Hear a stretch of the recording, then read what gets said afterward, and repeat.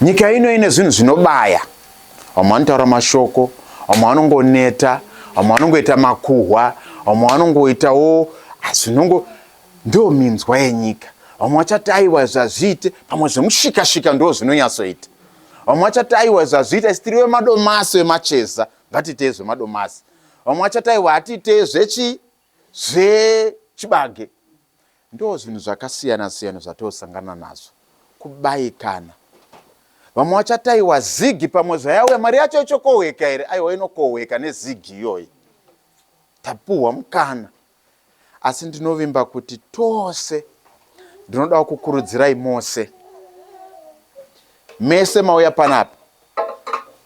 Musoro wenyaya wangu ndichitaura unongoti pachirungu good seed, good soil. Mbesa yakanaka, muvhu rakanaka. Saka kana paine chamuchabata muzuva ranhasi, kurudziro yangu ndeyekuti muzive kuti mbesa yakanaka, ivhu rakanaka. Mbesa yakanaka iri kutaurwa ishoko raMwari. Mukakwanisa kudyara shoko raMwari mukati mehana dzenyu, matokunda. Ndicho chinhu chokutanga. Bhizimusi rinoziva Mwari ibhizimusi rinoenda kure. Shoko raMwari imbesa yakanaka iri kusimwa mukati mehana dzedu isusu. Uye zvairi kusimwa isusu tisu bindura tisu, ivhu racho rakanaka. Asi tikazvipirigudza zvakare tiri kuti imimi muchagamuchira dzidziso, mapuhwa mukana kuti mutorwe sembesa dzichazove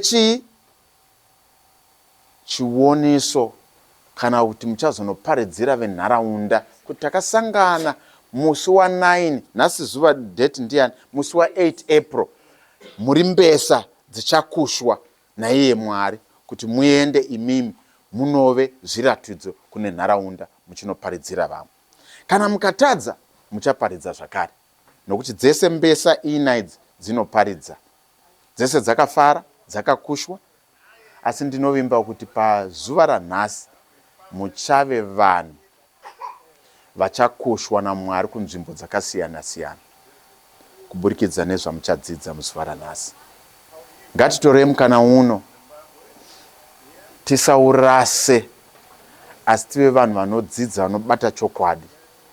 Tiende tinoita zvatichadzidziswa. Jesu anotaura iye achiti, munhu akangwara ndiye anonzwa masoko angu. But anoperera mukunzwa here? Kwete, anonoita. Mukanzwa, mukadzidza, mukangonogara, hazvishandi.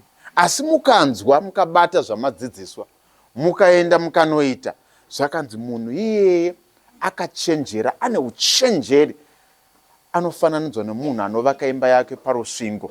Ndosaka ndati Cheza ine makomo akawanda, akafanana nemunhu anonovaka musha wake padombo. Dombo iro rinotaurwa harisi dombo iri, mufananidzo ndiye Jesu. Saka namashoko yanu chati zvamuchadzidziswa panapa nehama dzedu dzauya, batisisai mashoko aya, endai munoedze, zamai nepamunokwanisa kuita zvamadzidza. Tichazodzoka munguva inoteera tichida kuona tichavedzera here zvakare uye muchakoka here vamwe, nokuti mumwe nomumwe achakoka vaviri kana vatatu. Tinoda kuti nharaunda ino ishanduke, asi inotanga nokuti imimi ndimi mbesa dzacho, imimi ndimi example yacho. Tinoda kutenda. Saka namashoko yawo mashoma tinoti dopa mukana uno kuna program yedu taakuendera mberi, Baba Alan kuti vauye vatange vachitidzidzisa. Imi muri mbesa dzakanaka. Thank you, Alan. Good seed, good soil. That was I was just sharing this, guys, whilst Alan is coming, that we have an opportunity to transform this area if we can take what we have learned and implement it. So that the next time we come, they can invite others. They are being sent out as the seeds, but the real seed is the word of God that's been sown in your lives. So thank you, Alan. Over to you. You apparently are translating for me. Oh, I'm translating. I'm here the whole day. Ndichakumbira mvura anganipo mvura ndiani. Ndanzwa nenyota mai nyika ayo ndopuhwa pane dziriko. Yeah, tinotenda. Thank you. Ayiti. See. Good. Chivhiti-vhiti chiri kuoneka here ichi?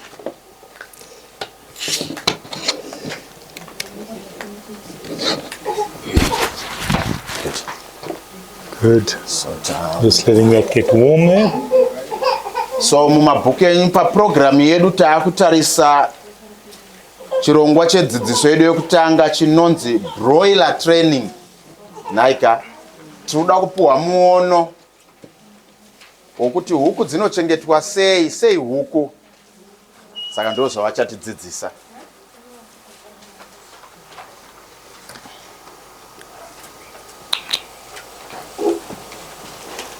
Aha.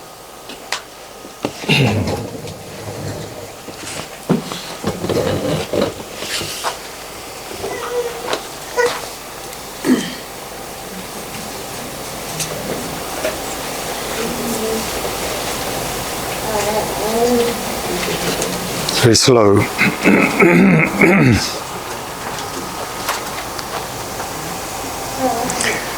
All right, whilst we're waiting for the technology, Takamirira chivhiti-vhiti kuti chiratidze. I just want to say it's so fantastic to be here with you farmers. Ndinongoda ngotaura kuti ndinofara kuve pano nemi varimi. And I think this is my third or fourth time to come out here Ari kuti ndinofunga kuti manda ane mukana wechitatu kana china and chiuya kuno.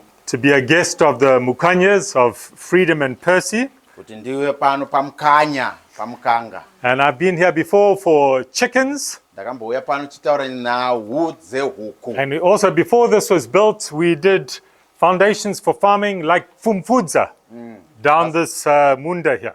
Pasati pavakwa zvikwere taakurima huku takatombouya pano tikaita nyaya yepfumvudza pano tichera makomba. And maybe you don't believe a Murungu knows how to hold a badza, but I was with the badza. Mazvinzwira mega. Kaya munofunga kuti pamwe isu vangezi hatikwanisa kuchera makomba asi ndakachera makomba pano.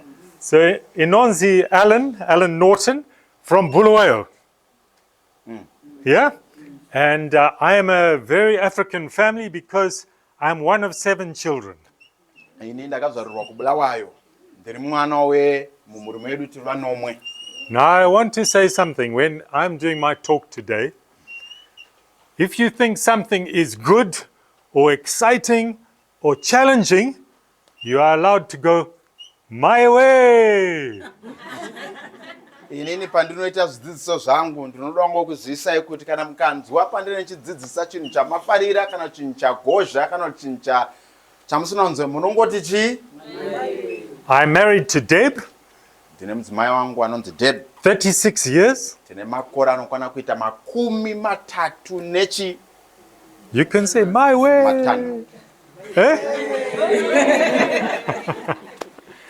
And we have got 4 children. Tine vana. The eldest, Ruth, is married to Jason. So I have my Makwasha. Wokutanga akarorwa Ruthi saka ndine mukwasha. And because of that, I am Sukuru va Caleb. Ndisekuru. And then there's Daniel married to Kara. Daniel akarora Kara. The children are coming, I hope. And then there's Nicola and Amanda who are working in Holland, Netherlands. Vekupedzisira vaviri ava vari kushanda mhiri yemakungwa. But today I want to talk about vision, because vision is something that brings life and energy, enthusiasm, excitement. Nhasi ndinoda kutaura pamusoro pechiono nokuti muono unounza simba uye unounza manyukunyuku. But I want to start it by asking you to ask yourself a question: what has God put in my hand? Ndinoda kutanga nomubvunzo wekune mumwe Mwari pakati pano kuti ndechii chakaiswa muruoko rwako naMwari. Because mostly when we ask a person about their life, they will tell you stories. Tikabvunza vazhinji pamusoro peupenyu vanokutaurira nhoroondo. They'll say, life is tough. Vanoti upenyu hwakaoma. And me, I come from that area called Cheza. Ndinobva kunzvimbo inonzi Cheza. Cheza, the soils. Cheza ivhu racho makomo ega ega. Hard work. And mvura. It's Jishoma. And there's drought and no money. And all these stories that we come about what we do not have. But my question is, but what do you have? Mubvunzo wangu zvakare ndokuti unei makwako. Do you have land, munda? Une munda Do here? you have huts? Do you have muscles? Une dzimba here? To Sakura, you need muscles, yeah? Une simba here? Yeah? Have you got some money? Have you got a brain? Une pfungwa here? Yeah? Have you got badza? Yeah? Because when you start to look at the things you do have in your hand, you suddenly see it's not so bad. Ukatanga kucherechedza kana kuongorora zvauinazvo mumaoko unotozoona kuti hazvina kuzonyanyoomesesa kana kukosha semafungira ndanje. And you see yourself, you see your life differently. Unotanga kuona upenyu hwako nenzira yakasiyana. In Proverbs 29 verse 18 it says, where there is no vision, the people perish. Muna Zvirevo 29:18 inoti pasina muono vanhu vanoparara. Statistics show that something like 75 to 80% of people die, leave this earth never having had a vision for their life.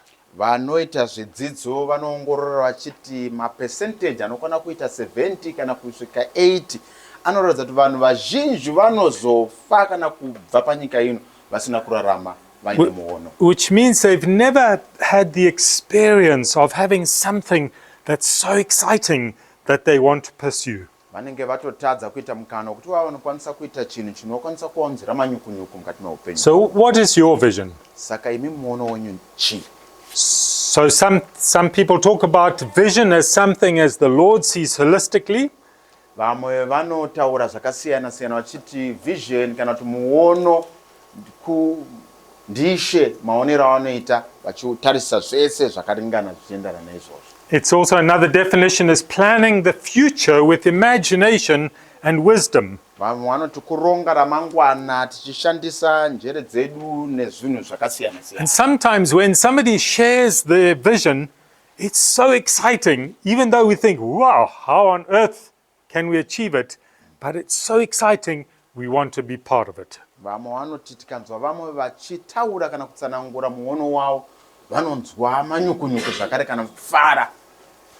But today, what I want to do is I want to look at vision from the perspective of what has God put in your hands and how can you get excited about using that. Nhasi ndinoda kuti titarise tichiona kuti muono uyu tingafambe sei kuti tinyasounzwisise tichitanga nenyaya yekuti iwewe unei. So I want to tell you a story. Ndoda kukuudzai kanhau kadukuduku. You like stories, am I? Yeah, good. So there once was a man, and this story is coming straight out of Matthew 25. There once was a man who decided he was going to go on a long journey. Ndoda kukuudzai kanhau kadukuduku murume akataura kanda kuenda kunzvimbo nyika refu refu iri kure kure. So he called his servants to him, Akadana vashandi vake vose. and he gave each one of them talents of money. Akavapa vese zvipo. To one, he gave 5 talents of money. Kuna mumwe akamupa mari inokwanisa kuita 5. To the another, he gave 2 talents of money. Kuna mumwe akapa 2. To another, he gave 1 talent of money, Kuna mumwe akapa chimwe chete. each according to his ability. Achivapa zvichienderana nenyasha dzavainadzo. And then he went away. Iye akaenda. The one who had 5, Akanga aine 5. at once, he went and he put it to work and he gained 5 more. Akapuwa matarenda 5 ipapo akaita sei akaenda akanoshandisa matarenda akawana mamwe matarenda 5. So also the one with 2, he at once went and put it to work and he gained 2 more. Na iye akanga apuwa matarenda 2 akamhanyawo zvakare ipapo akamashandisa akawana matarenda 2. But the one with 1 talent, Uyu akanga akapuwa tarenda rimwe chete he went and dug a hole in the ground akaenda akanochera gomba kwete and repfumvudza he buried it akabva afushira so nobody could see it. pana akaiona. After a long time, the master came back and he called his servants to him. Papfura nguva muridzi uye akanga aenda kunyika akazodzoka zvakare akadana vashandi vake to give an account. kuti anyatsonzwisisa kuti makashandisa here matarenda andakakupa. The one who had been given 5 came forward and he said, "Look, master, you gave me 5 talents of money." Akapuwa matarenda mashanu akauya achifara achitarisai muone mukuru makandipa matarenda mashanu ndauyawo nemamwe mashanu zvakare. See, I have gained 5 more. Ndauya nemamwe mashanu zvakare ndane 10. And the master said, "Well done, good and faithful servant. You've been faithful with a few things. I will put you in charge of many things." Mukuru akati akafara akati wakatendeka mushandi wangu ndakakupa mashanu asi wauya nemamwe mashanu wakaita zvakanaka. So also the one with 2 came and he said, "Look, you gave me 2 talents of money. Look, I've gained 2 more. I've doubled your money." Saizvozvo akapuwa matarenda maviri uye akaita sei akadzoka akati ndakaendawo ndikanoshanda ndikaunza matarenda mamwe maviri. I see many people trying to write this all down. Mike, do you think, I don't know whether people here can get WhatsApp, but we are very happy to send this as a PDF on WhatsApp if you would like it. Ndikuona vazhinji muri kuedza kuda kuti munyore naurwa yatiri kutaura iyi. Asi tiri kuti kana muchikwanisa kunge muchibata WhatsApp tinokwanisa kutamumirai zvese zvamuri kuona apa. Does WhatsApp work? WhatsApp inoshanda here. You climb the Gomo. Yeah? So then you are welcome to take notes. It's good. But I also would love you to feel you can just enjoy listening. Yeah? Kune vanokwanisa kuti mungoteerere chinhu chakanaka. Kune vanokwanisa kunyora zvakanakawo. Asi tichaedza nepatinokwanisa kuti kutumirei nyaya yatiri kutaura. So the one said, "Yes, you gave me 2. I've doubled your money." The master said, "Makorokoto, well done, good and faithful servant." Mukuru akafara akati wagona makorokoto wakaita zvinhu zvinofadza. You've been faithful with a little, I will put you in charge of many things. Wakatendeka nezvishoma ndichakupa kuti uve munhu anotarira pane zvakawanda kune zvandakakusiyira. Now it was the turn of the one with 1 talent. Zvino akauya uye akapuwa tarenda rimwe chete. And instead of coming forward excited to tell him the story, he turned and he pointed his finger and he said, "I knew that you are a hard man, reaping where you do not sow." Uya wetarenda rimwe chete akauya kunze kuti auya aine mufaro akauya aine zvikonzero. Ndakakuzivai imi mukuru kuti muri mukuru anokohwa pamusina kuita sei pamusina kurima. So I went and I buried your money in the ground. Saka ndakaenda ndikanocherera gomba ndikaviga mari. Here's your 1 talent. Tarirai ndauya naro tarenda rokutangira makanisiya. Now I want to stop the story at that point for a moment. Ndichamirira ipapo. What is this master going to say? Mukuru wake achati kudii? Is he going to say, shame. I know you are from Zimbabwe. You are from Cheza. Ooh, that place. My way. My way. It's tough there. Yeah. The soil is terrible. The drought is so bad. And I know, hapana money. Is that what the master is going to say? Mukuru we uya akapuwa tarenda munofunga kuti achati kudii? Achati wo wakabva kunzvimbo yaCheza here ivhu rekwaCheza rakashata kwakakomberedzwa nemakomo. Muchati achati kudii? Let me read you what he does say. Inzwai zvaanotaura.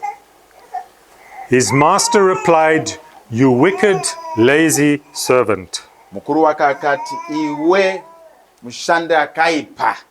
So you knew that I harvest where I have not sown, Unoziva kuti ndinokohwa pandisina kurima. and gather where I have not scattered seed. Ndichitora pandisina kukusha mbesa. Well, then you should have put my money on deposit Waifana kuziva dai wakaendesa kana kumabhanga chaiwo tarenda. with the bankers, so that when I returned, I would have received it back with interest." Kuitira kuti pandichadzoka ndinodzoka ndichitorawo mari ine mututsiro ine yaberekawo mwana. Interest. Then it goes on and he says, "Take the 1 talent from that lazy servant and give it to the one who had many." Zvikanzi nemukuru wake torerai simbe iro tarenda randakatora randakamupa mupe kune uyo ane matarenda 10. So let's just have a look at this story. Ngatitarisei mucherechedzo. The master is God. Mukuru ndiye Mwari. We are the servants. Isusu tisu varanda vake. God gives us to look after. Mwari anotipa kuti ive It tinochengeta. belongs to him. Zvi ndezvake. And one day he's going to come back and ask us to tell the story about what we did. Rimwe zuva achadzoka ogodana achida kubvunza kuti makaitei nezvandakakupai. And for some he's going to say, well done, good and faithful servant. Kune vamwe achati makagona imi vashandi vakatendeka. And he's going to say, you were faithful with a little, I will give you more. Makanga makatendeka nezvishoma ndichakupai zvakavedzerwa. But just before we look at that, you may look at the story and say, why one person 5 talents, another 2, another 1? That is not fair. Tisati taenderera mberi mumwe uchabvunza ukati ko sei mapiro akadai akaita sekuti mumwe anopiwa 5, mumwe anopiwa 2, mumwe anopiwa chimwe chete. Well, it actually says he gave according to their ability. Zvinototaura kuti akavapa zvichienderana nemukana wavainawo. So let me illustrate this. Regai ndipe muenzaniso. Because you see, if you give somebody something valuable and they don't know how to look after it, it will be wasted. Ukapa munhu chinhu chakakosha vasinganzwisise kukosha kwechinhu, vachataura nyaya ndambotaura iyo kuti vanoita sei, vanochiparadza. So imagine if I go to my shamwari in Shamba, Ndikaenda kune shamwari yangu in a yokushamba rural area, nzvimbo yakafanana neino, and I say, my friend, I have got a brand new Mercedes Benz for you. kuti shamwari tariraona ndine motokari muchovha weMercedes Benz. You can say, my way. And that farmer from the rural areas is going to be very happy. Murimi uya ari kumusha achafara. Mercedes Benz, brand new. Mota And he ine gets in the car. He's very happy. ari He's kufara. very proud. And then I go away for a few months. And then I come back. And how am I going to find that Mercedes? Well, there's going to be some scratches there and some dents because he didn't really know how to drive. Yeah. But anyway, I go away for a few more months. I come back. How am I going to find the Mercedes? Ndikatora nguva ndikamboenda pandinodzoka ndichasvika here ndichiona motikari yamuchovha masiro andakamuita. Well, it's still going. Smoke. Yeah? But it's a Mercedes, it's still going. Ichaitwa mushikashika here garai 4 pamberi apa. You see, he didn't know that you must service the car regularly. Haana kuziva kuti motikari inoda kubatwa ichisevhiswa naika. So I go away for a few more months. Ndoenda zvakare kwemwedzi ino. How am I going to find the car when I come back? Ndichaiona sei kana ndadzoka. It's going to be up on bricks. Yapa zvidhina. No wheels. Haisina mavhiri. Huku living inside, yeah? Yeah. Yeah? Broiler ndiyo inenge yakugara imomo huku. You see, it's cruel to give to somebody something that they cannot manage well. Zvakaipa fana kupa munhu chinhu chakakosha ivo vasina pfungwa kana kuziva kukosha kwechinhu. Another story. I go to my other shamwari, maybe in Chiweshe. Ndoenda kune imwe shamwari yangu yekuChiweshe. And I come into his village and he's got huts there and 1 or 2 mbudzi. Ndosvika pamusha pake paane dzimba dzake, ane mbudzi, ane huku. And there I find his bicycle. Ndosvika paine bicycle. It's lying outside in the sun, Romuzuva, in the mud. madhaka. The tires are flat. Mavhiri haana mweya. The chain is rusty. Chain yaine ngura. Now what if I say, I can see the bicycle didn't work for you. Ndoona kuti bicycle harina kushanda kwaari. I think I must give you a motorbike. Yamaha 150cc trail. Ndokupa mudhudhudhu Yamaha 160cc roti simba rainayo. Am I going to solve the problem? ndinenge ndamubatsira here panhau iyi? My way. The problem is he hasn't learned to look after something small. Giving him something big like a motorbike, it won't solve the problem. dambudziko nderekuti haana kukwanisa kuchengetedza chinhu chidoko chaanga ainacho bhasikoro. Naizvozvo anokwanisa here kuzochengetedza mudhudhudhu yehama 180cc. You first have to take the bicycle and learn how to look after it. Pump the tires, clean it nicely, put it in the shade, out of the rain, oil the chain, all these things to make it work nicely. Tanga nechiduku ichocho kudzidzira kuchengetedza muchovha uyu, chain isina ngura, mavhiri aine mweya, zvakachengetedzeka. Then God sees and he gives us more. Mwari vanotarisa vobva vatipa zvakavedzerwa zvakare. So the story is all about faithfulness, looking after what God has given us, and then God sees that and he gives us more.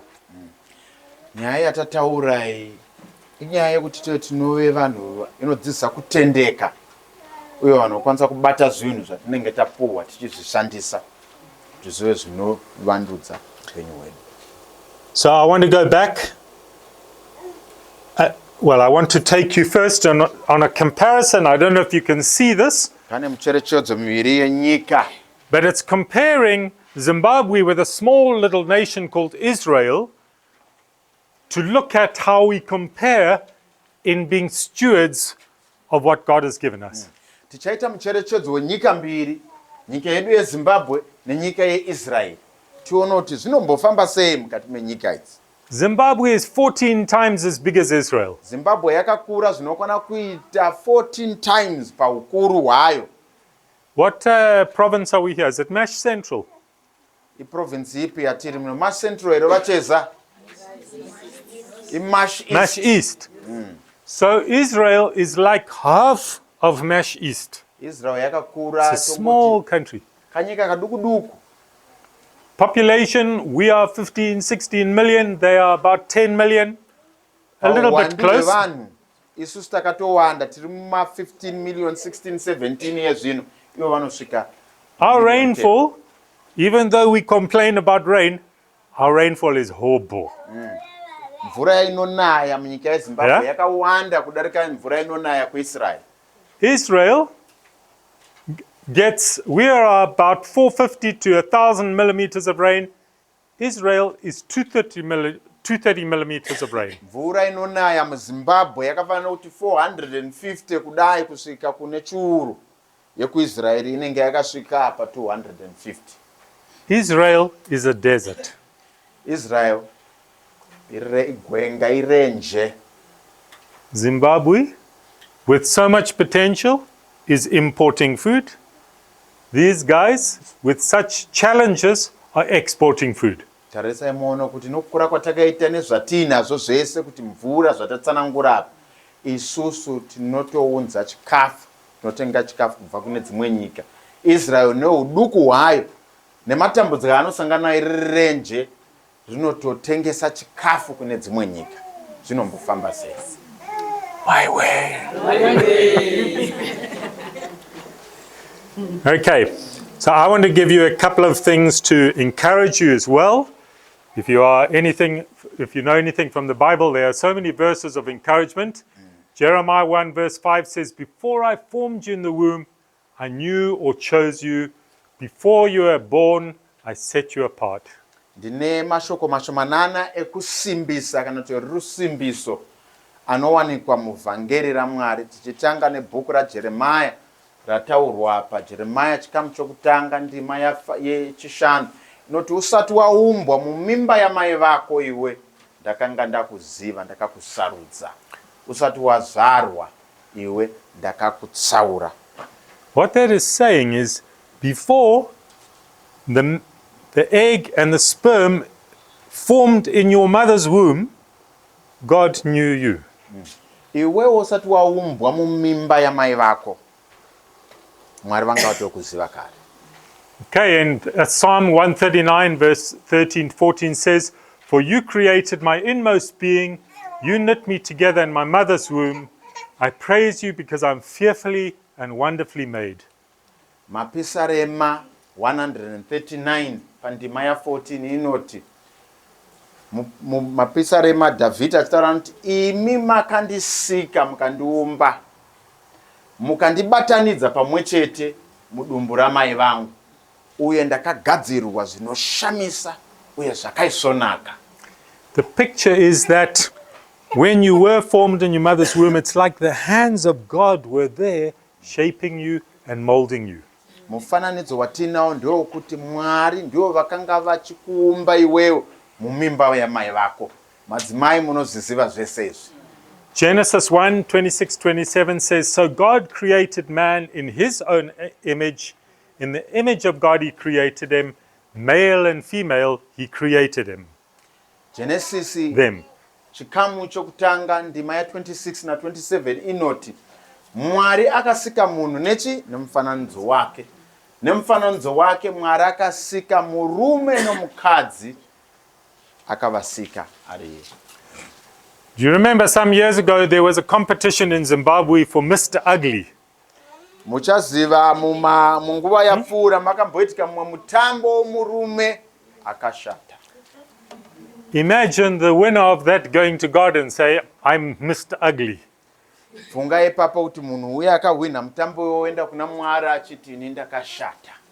And he says, but you were made in my image, so you're telling me I am ugly. Mwari achabvunza achiti saka iwewe wakasikwa nomufananidzo wangu uri kuti ini ndakaipa here ndakashata here. Dangerous ground. Pakaipa. Ephesians 1:5 says he predestined us to be adopted as his sons through Jesus Christ in accordance with his pleasure and will. VaEfesu ndima chikamu chekutanga ndima ya 5 anoti Mwari vakatotirongera kuronga kusati kwaitika. Mwari vanga vatotirongera kare kuti vava vanotitora isusu kuti tive vana vavo kubudikidza nemwanakomana wavo Jesu Kristu. Izvo zvakavafadza, izvo zvinoratidza ukuru hwavo. And just a couple more things here. God has got exciting plans for your life. Mwari vane zvakanaka pamusoro peupenyu hwako. John 15:16 says, "You did not choose me, but I chose you and appointed you to go and bear fruit that will last." Johani chikamu cha 15 pandima ya 16 anoti imimi hamuna kundisarudza asi ini ndakakusarudzai.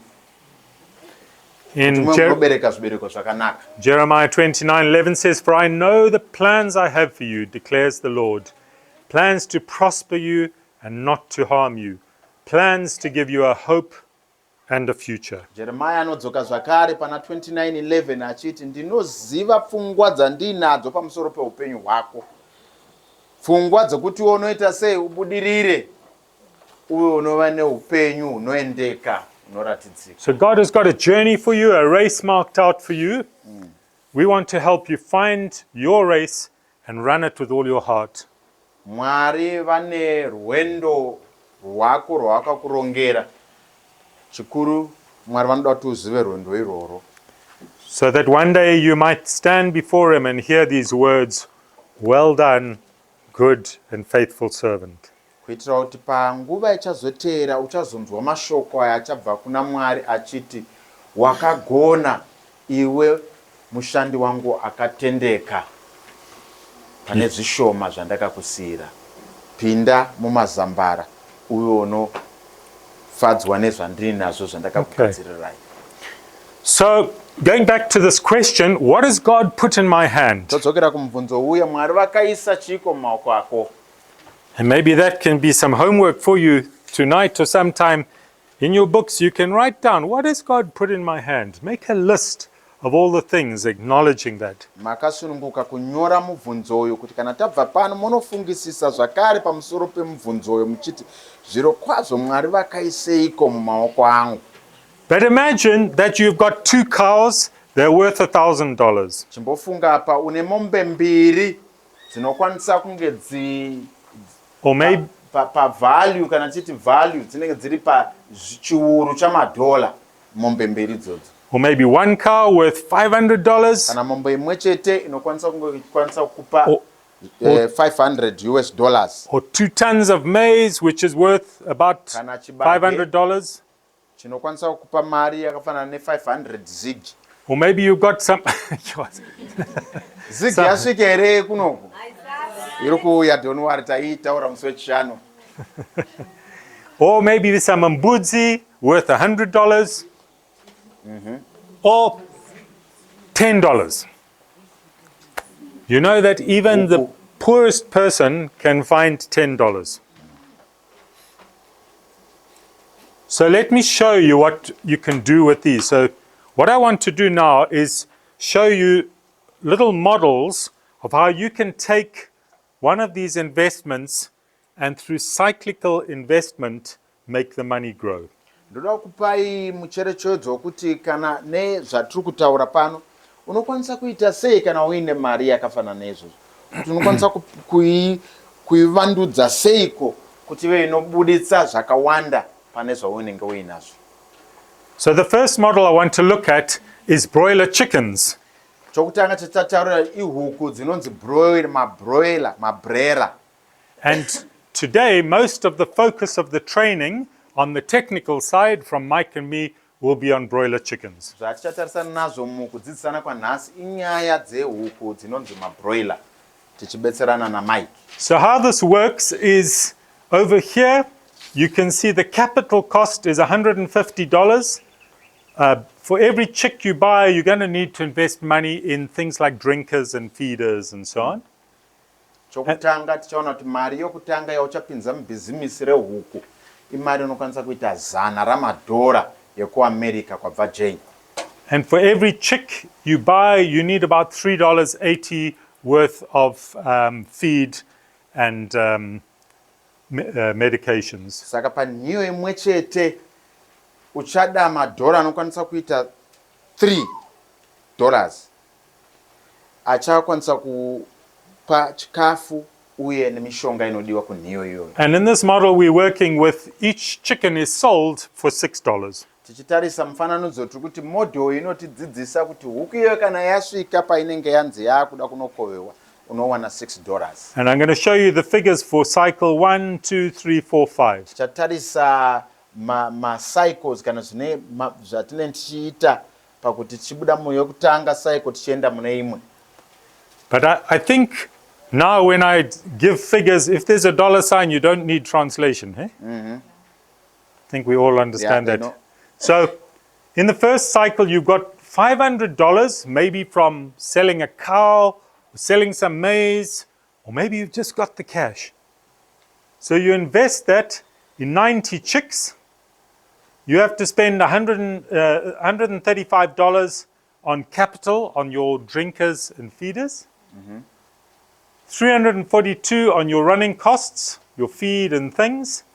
You sell 87, so you bought 90, always you will lose some from mortality. So you sell 87 times 6, $522.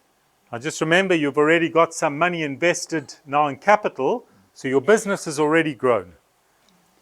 So now you take that, you buy. Muchidimbu watanga iwe nemari inokwanisa kuita $500. Watenga huku dzako dzinokwanisa kuita 90 nekugadzira zvikwere nezvichada kushandiswa nehuku zviya. Tinoziva kuti mukufamba kwenguva handitika pane zvimwe zvinouya zvinonzi macost, ari kunzi macost. Watenga huku but pachada munhu anotarira, pachada munhu kana magetsi kana kutenga marasha.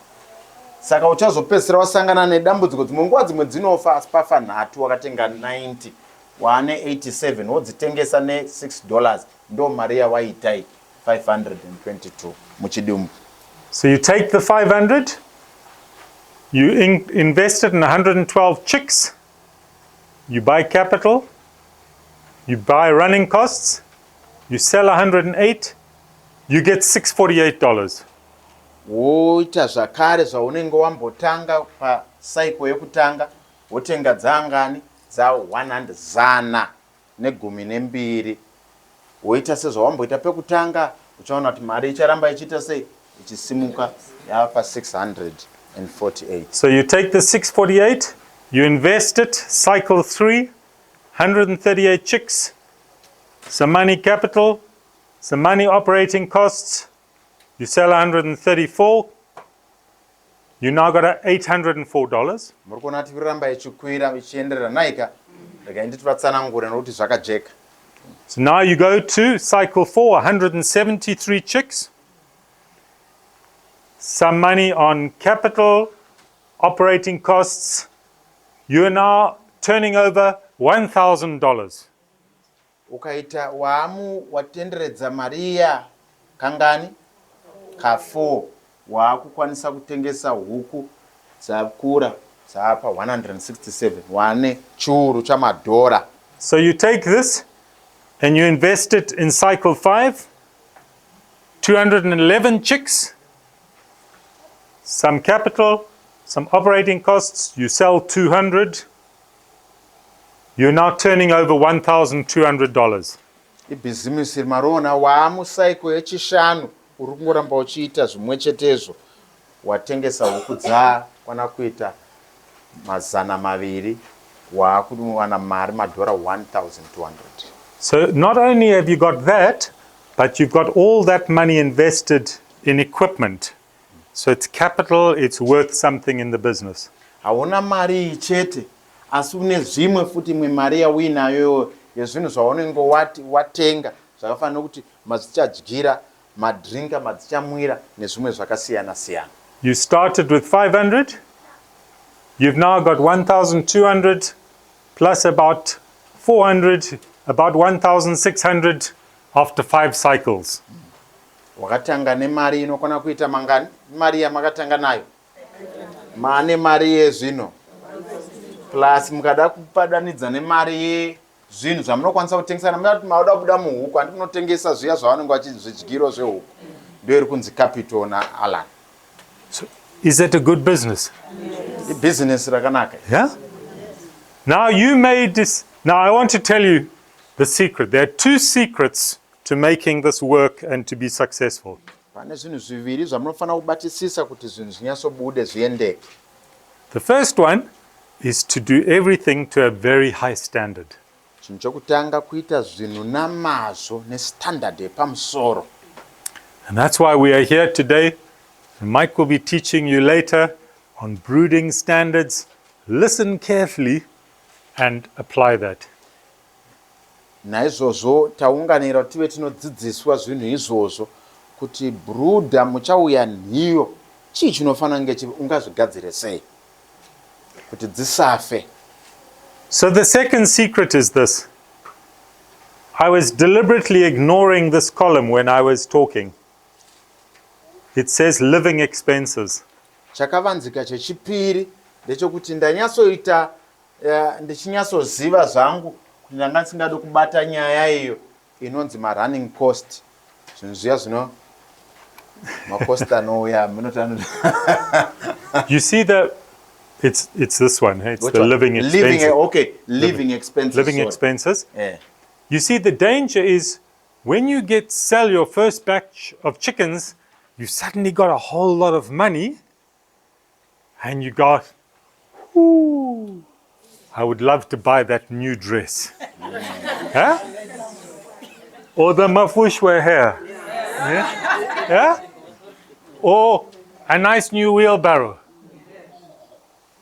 But the secret is rather starve and spend zishoma on yourself whilst the business is growing. Zviri kubatika.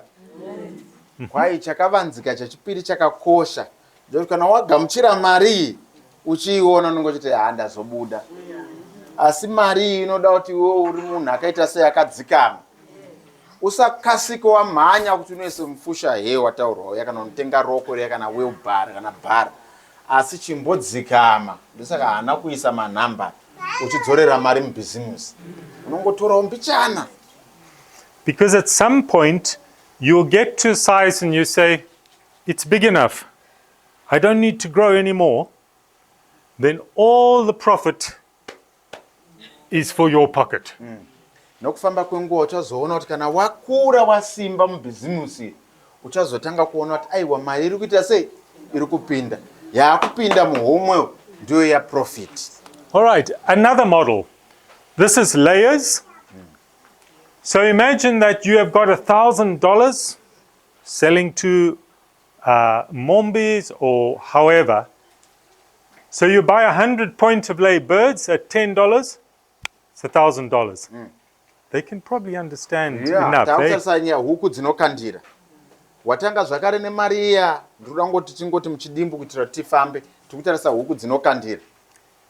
100 birds should give you 90 eggs per day by 7 days, 630 eggs in a week, which is 21 trays. At $4 per tray, that's $84 income. Your feed cost, the 100 birds, 125 grams at 56 cents per kg. You should spend $49 on your feed, which when you subtract that from that, you've got a balance of $35 net cash flow. You decide, you are very wise and clever, to take out of the 35 another $10 to put into savings to buy replacement huku at the end of the cycle. Yeah? You're together? Good? Good. So now your profit for the year, you're down to $25 by 52 weeks, which is 1,300. In addition, you have saved the $10 up here by 52 weeks, which is 520. In addition, you've got the 100 or 95 or whatever birds still there that will become off layers. So your business is about $2,500, $2,800 is the value of your business. Pane zvida kutsanangurirwa here muchidimbu. Ari tatora tabva kuma-broiler tapane huku dzinokandira. Watanga zvakare nemari, watengesa kana kuti mombe yako, kana kutengesa mbudzi dzako, watanga nemari inokwanisa kuita chiuru. Asi watanga nehuku dzinokwana kuita 90, 100 huku dzinokandira, dzinokupa mazai pazuva rimwe chete, dziri 100 dzinokupa mazai 90. Kwemazuva anokwana kuita manomwe, dzinokupa mari inokwanisa kuita 630 pavhiki.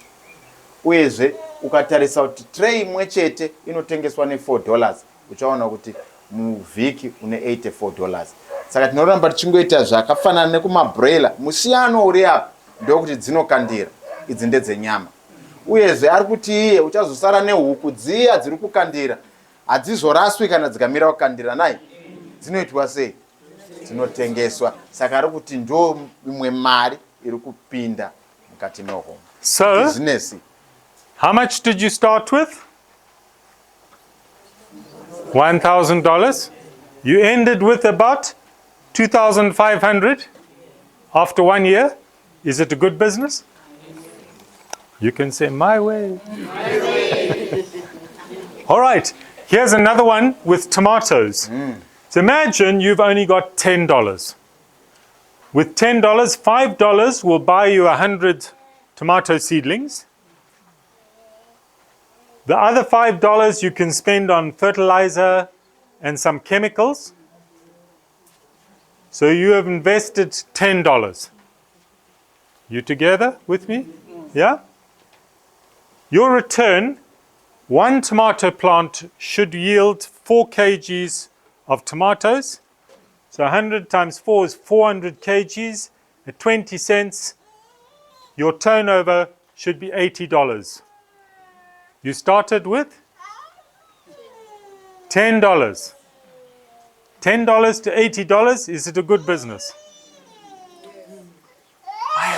Madomasa atonyasoziva manje. Anoda tsanangudze erai. Ayo apa pajeka. Vanoziva, vanorima madomasa. This is the same one, but it's 10 times bigger. It's $100.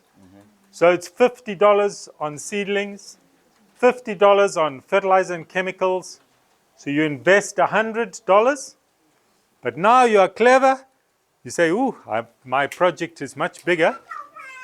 I can't sell near my house. I will need some transport to take it to a market. So you increase your investment to 120. So you got $20 for transport.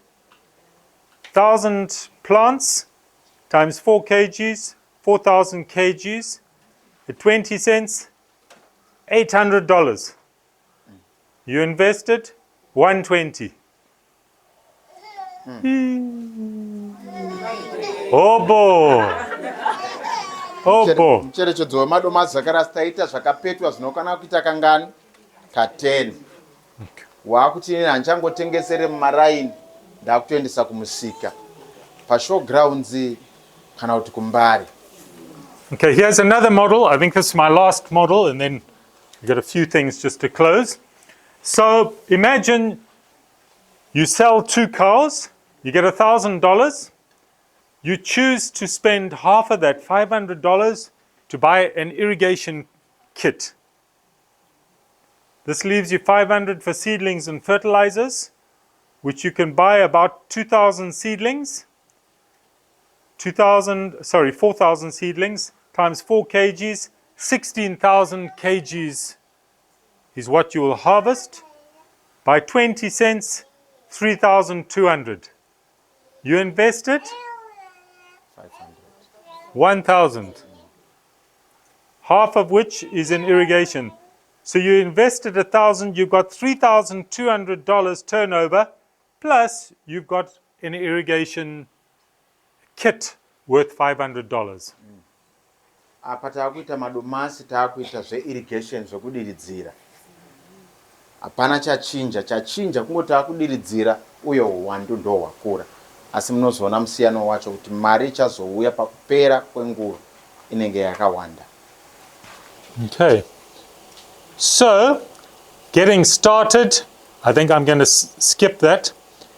One of our dreams is to see that we become a catalyst that works across Africa. Muono watinawo ndokuti isusu tiwe tinokwanisa kuvandudza upenyu hwedu uchifashukira kubudikidza neAfrica yose. But to unlock Africa, this big continent, we have to unlock the small-scale farmers.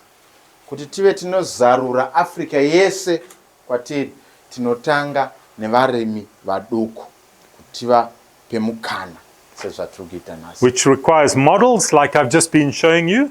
Ofana nezvidzidzo zvemamodho atubva kunodzidzisana. It requires value chains, the supply of inputs, and the marketing of inputs, of outputs. Kuti tinoziva kuti zvinoitika pakubva bukurima kusvika tanotengesa uye tichitanga zvakare zvinonzi pachirungu ma-value chain. But you may be saying, us, how can we make a difference? Munokwanisa kunge muri pano muchibvunza kuti tingaite sei kuti tinovandudza nzvimbo yedu. And I want to illustrate this with this picture here. This is Golden Mile Bridge in the United States of America. It's a massive bridge. There's about 6 lanes of cars going over there. So there's lots of weight. Ndine mufananidzo webridge yekuAmerica inotakura motikari dzakawanda. Now this bridge is suspended by these cables. Bridge yakasimudzwa ichibatwa mukusimudzwa kwayo nemacheni aya kana kuti tambo dzesimbi idzi. And one of these cables, if you were to cut it open, it looks like that. Ukatora tambo yesimbi imwe chete ukaicheka napakati ukatarisa mukati mayo inenge yafanana seiyo iri apo. To suspend this bridge, they have to be unbelievably strong. Kuti vasimudze ibate bridge iri mumhepo inoda kuti tambo dzesimbi dzinge dzakaita sei dzakasimba. But inside that cable, mukati metambo yesimbi iyoyo, there are hundreds or thousands of small thin wires. Mukati metambo iyoyo yesimbi ukaicheka mune tumwe tutambo twesimbi tuduku twakawanda tunodarika kana zviuru. And if I was to take one of those little wires and do this, I could break it. Zvokuti ndikada kutora kamwe chete katambo kesimbi kari mukati umu kanokwanisa kutodambuka. But when you weave them together like that, the togetherness gives unbelievable strength.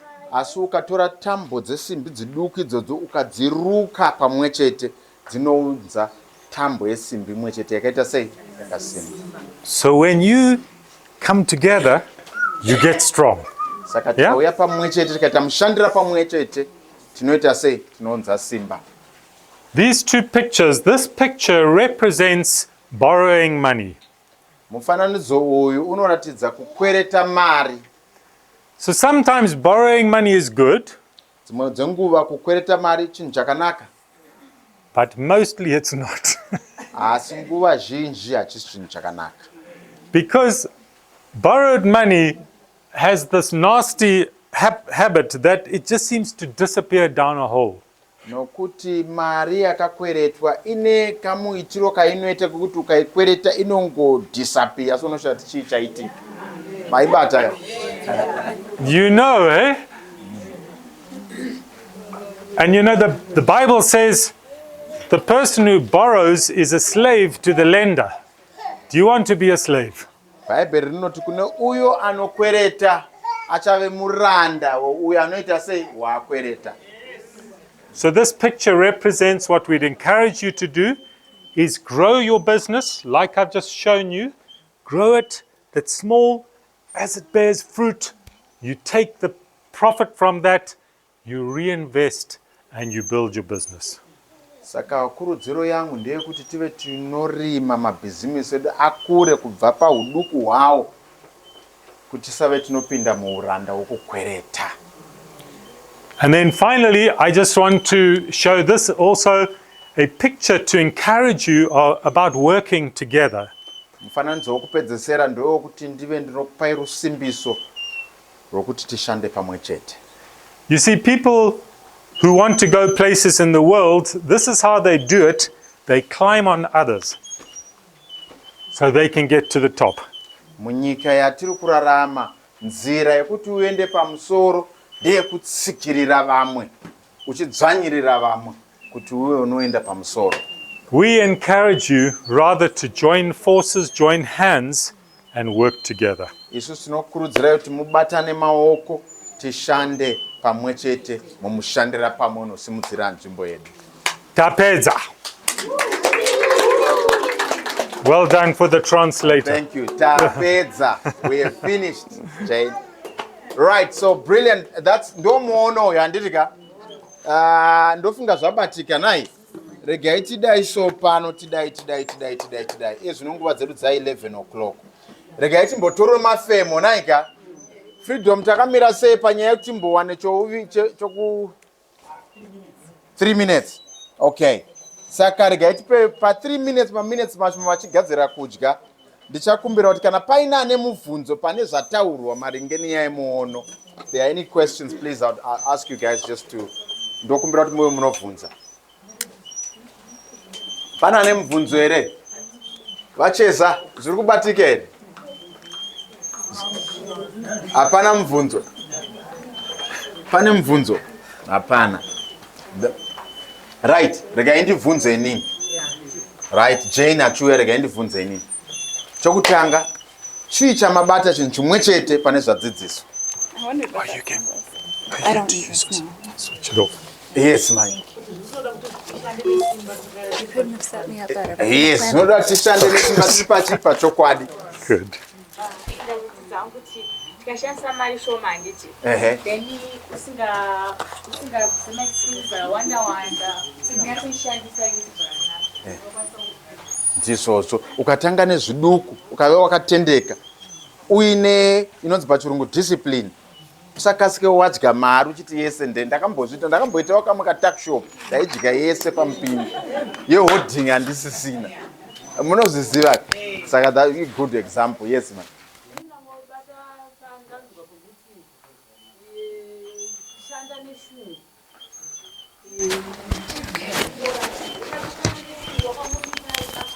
It's okay here.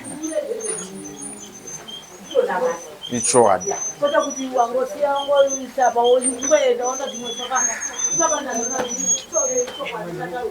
chokwadi ndinotenda kushanda neshungu takaita sei tisingazungunuki.